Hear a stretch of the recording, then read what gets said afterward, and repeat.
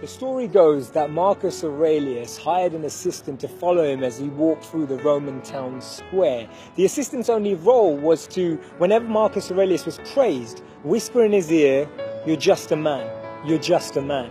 They say two things define us: our patience when we have nothing and our humility when we have everything. You know, the greatest thinkers on the planet believe that they're perpetual learners, perpetual students of reality and of life. And it was actually Maya Angelou who said that actually I've learned that I still have a lot to learn.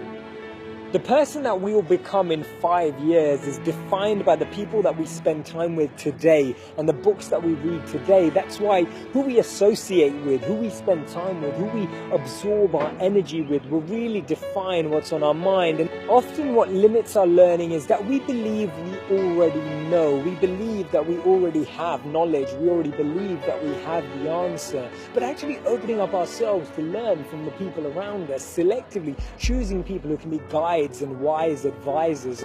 We often find that this feeling of knowing makes us actually judge others and criticize others. And that's why we see that judging is critical, but observing can be educational.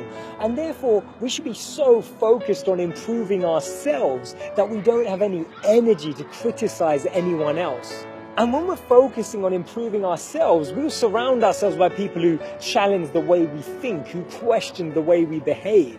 And that's why if you're looking around and you find yourself being the smartest person in the room, change rooms, you're in the wrong one. You want to be around people who lift up the way you think, who lift up your mindset, who really take you to new dimensions and horizons that you could never ever imagine yourself. I believe that we should never let compliments get to our head and never let criticism get to our heart, because when we do that, we can start to build with genuineness and authenticity. When we're humble, we can actually grow and rise up and always feel that we're learning, always feel that we're developing, always feel that someone can share insight at any moment that can change our lives. Have you ever found it that similar situations keep coming into your life and actually nothing ever goes away until it teaches you what you needed to learn? So when we don't extrapolate lessons from situations, we have to take that test again. We almost have to learn that lesson again, and therefore simultaneous or repetitive situations keep approaching us in our lives. When we realize that we're students for life, instead of making people see how powerful we are, we'll want people to understand how powerful they are, and we'll learn how to empower others. We'll actually attract people to work with us to achieve our goals. They say it's better to know how to learn than to know.